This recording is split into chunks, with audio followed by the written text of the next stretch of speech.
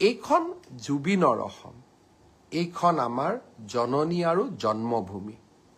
এইখন অসমত আমি যিকোনো কাৰণতে এইখন অসমক আমি নেপাল কৰিব নোৱাৰো। কেইটামান দিনৰ পৰা সামাজিক মাধ্যমত নেপালৰ উদাহৰণ দিয়া হৈছে। আমি অসমত লাচিতৰ উদাহৰণ দিম। আমি অসমত আমি মহাৰাজ পিথুৰ উদাহৰণ দিম। আমি ভগদত্তৰ উদাহৰণ দিম। আমি ভূপেন হাজৰিকাৰ উদাহৰণ দিম। আমি জুবিন গাৰ্গৰ উদাহৰণ দিম। আমি নেপালৰ উদাহৰণে অসম নচলাম। আজি এটাই মই কথা ক'ব খোজো, এটাও যদি অসমৰ সম্পত্তিক আজি আমি হানি কৰোঁ, আটাইতকৈ দুখ জুবিন গাৰ্গে পাব।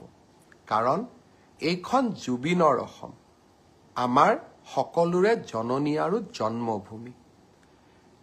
আজি কেইগৰাকীমান ব্যক্তিয়ে জুবিনৰ ন্যায় বিচাৰি ৰাস্তাত আন্দোলন কৰিছে।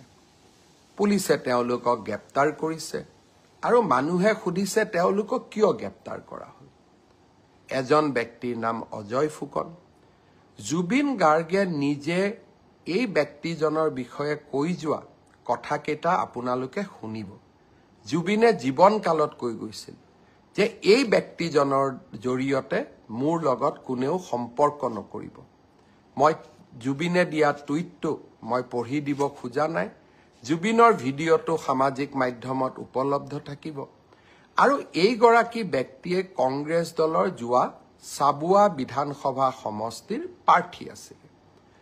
আনজন ন্যায় বিচৰা ব্যক্তি হ'ল ভিক্টৰ দাস। এগৰাকী সহজ সৰল ছোৱালীক কেনেকৈ গুৰুল কৰি এই ব্যক্তিজনে পিটিছিলে তাৰ প্ৰতিচ্ছবি এতিয়াও আমাৰ সন্মুখত পৰা আঁতৰি যোৱা নাই। যিদিনাখন এই ব্যক্তিজনে ছোৱালীজনীক গুৰুল কৰি মাৰিছিলে, মই ভাবো সিদিনাখন জুবিনেও কান্দিছিলে আৰু জুবিনেও এই ব্যক্তিজনৰ বিৰুদ্ধে ন্যায় বিচাৰিছিলে। অসমবাসী ৰাইজক মই বিনম্ৰতাৰে সৈতে ক'ব খোজো, জুবিনৰ নামত চৰকাৰ বিৰোধী ৰাজনীতি হ'ব নোৱাৰে। জুবিনৰ নামত আমি অসমখনক নেপাল কৰিব দিব নোৱাৰো। আৰু জুবিনৰ আত্মাক শান্তি দিবৰ বাবে আমি এই অসমখনক সুফলা কৰি আমি নিৰ্মাণ কৰিব লাগিব। এইখন অসমক আমি ভাৰতৰ শ্ৰেষ্ঠতম ৰাজ্য কৰিব লাগিব। সেইবাবে মই সকলোকে কৰজোৰে অনুৰোধ কৰোঁ, নেপাল কৰাৰ প্ৰচেষ্টা নকৰিব। কাৰণ ইয়ে জুবিনৰ আত্মাক আটাইতকৈ কষ্ট দিব। আইনে তাৰ কি ব্যৱস্থা ল'ব পিছৰ কথা।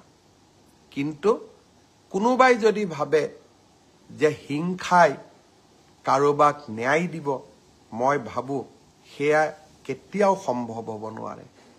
আইনে ন্যায় দিব। অসমৰ মুখ্যমন্ত্ৰী হিচাপে মই আপোনালোকক প্ৰতিশ্ৰুতি দিছোঁ। শ্যামকানু মহন্ত, সিদ্ধাৰ্থ শৰ্মা, শেখৰ গোস্বামী, যোনেই নহওক কিয়, আৰু দুই এজনৰ নাম মই লোৱা নাই, আমি কেতিয়াও তেওঁলোকক বিচাৰ নোহোৱাকৈ তেওঁলোকক সহজে আমাৰ হাতৰ পৰা আমি যাব নিদিওঁ। মাত্ৰ ৰাইজক মই অনুৰোধ কৰিম, আপোনালোকে আইন হাতত নল'ব। পুলিচ আছে আৰু অসম পুলিচে যোৱা 5টা বছৰত কৰি অহা কাম আপোনালোকে দেখিছে। কাজিৰঙাত এটাও গড় হত্যা নোহোৱা হ'ল। শিশুক ঢিঙৰ ঘটনা জানে। আমি কাকো কেতিয়াও এৰি দিয়া নাই। আৰু এতিয়াও মই প্ৰতিশ্ৰুতি দিছোঁ যে জুবিন গাৰ্গৰ প্ৰতিটো পল, প্ৰতিটো ক্ষণৰ শেষ ক্ষণৰ হিচাপ আমি অসমবাসী ৰাইজে পাব লাগিব। ধৈৰ্য আমাৰ থাকিব লাগিব। কাৰণ যদি আমি ধৈৰ্য হেৰুৱাই পেলাওঁ, তেতিয়াহ'লে আমি আমাৰ মানসিক সন্তুলনো হেৰুৱাই পেলাম। আৰু তেতিয়া আমি আমাৰ আকাংক্ষিত লক্ষ্যত উপনীত হ'ব নোৱাৰোঁ।